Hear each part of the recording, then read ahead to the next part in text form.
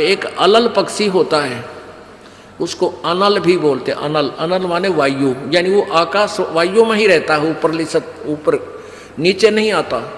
वो अंडे भी ऊपर ही दे देती है, वो अलल पक्षी मादा, और उन अंडों को हवा में छोड़ देती है और ऐसे स्थान पर अंडे देती है, पैदा करती है कि नीचे केले के बन हो, केले के बन। तो केले कैसे फंसे रहा कर, केले के बना बनो आपस में बहुत लंबे लंबे बढ़ जाते हैं।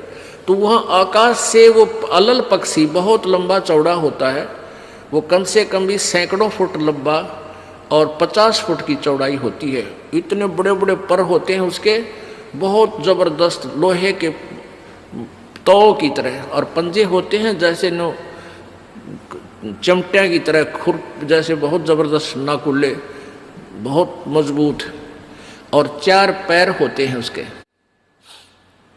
पक्षी होता।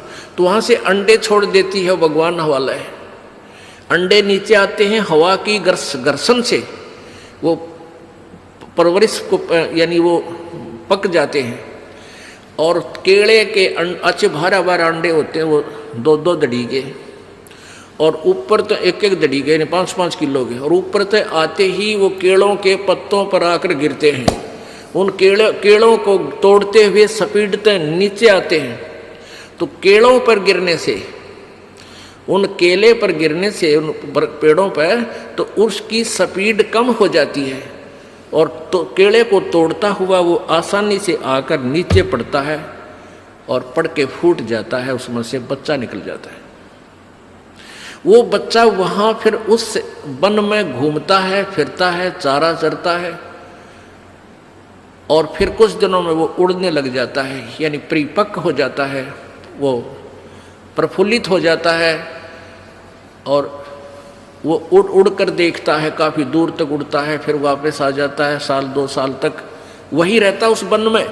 उन पक्षियों के साथ भी घूमता है, अपने मित्रों के साथ जो दूसरे पक्षी होते हैं, अन्य जीव जंतुओं के साथ भी घूमता है, लेकिन उनमें उसकी मित्रता नहीं रहती है, क्योंकि उसको पता होता है कि मेरे माता पिता ऊपर हैं, यहाँ नहीं है। पुण्यात्मा, ये बहुत ही उत्तम ज्ञान है और छुपा हुआ ज्ञान था, ये तत्व ज्ञान है। इसको समझाने के लिए बहुत से उदाहरण आपके समक्ष पेश करने पड़ते हैं, ताकि आत्मा अपने परमात्मा की तरफ आकर्षित हो जाए।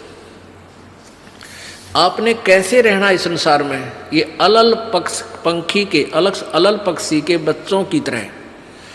अब वो यहाँ आए, यहाँ आसपास उस वन में पक्षी पशुओं के साथ रह रहे हैं, लेकिन उन एक पल भी वहाँ जाने को नहीं बोलते कि एक बार हम उड़न जोगे हो जावा, उसी दिन भाग जावांगे यहाँ से, हम जवान हो जावें तो उसी समय चल पड़ेंगे। तो जब वो युवा हो जाते हैं और खूब उड़ने योग्य हो जाते हैं, तो चलते समय कहते हैं 5 हाथियों को वो पक्षी, अलल पक्षी ऐसे लटका, क्योंकि उन केलों के वन में हाथी के भी झुंड के झुंड होते हैं, वहाँ होते थे पहले समय में, तब बने ना रहे, तो वहाँ झुंड के झुंड हाथी होते हैं, नो एक दूसरे के सट कर चला करें, सैकड़ों की संख्या में, कई झुंड। तो वो अलल पक्षी उनके ऊपर झपट्टा मारता है, और उसके इतने तेज वो होते हैं 1.5 फुट के पंजे, और उनको ऐसे फंसा लेता है चारों हाथियों को, 4 हाथियों में, 5 और 5वें ने नोक मुंह के साथ।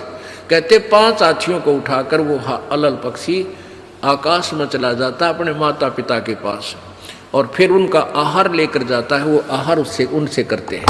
तो अब आप यहाँ आए हो, अलल पक्षी की तरह ध्यान रहे। एक पल भी वो पक्षी का बच्चा अपने माता पिता को नहीं बोलता कि मैं यहाँ का नहीं हूँ, मेरे तो ऊपर है माता पिता, और जब मैं यहाँ से जब जाने जोगा हो जाऊंगा 1 मिनट में चल पड़ूंगा। तो आप उस अलल पक्षी के बच्चे की तरह यहाँ अब तैयार हो, अच्छी खुराक खाओ राम नाम की, और मजबूत हो जाओ, और चलते समय इस राम नाम की कमाई लेकर ऊपर चलेंगे।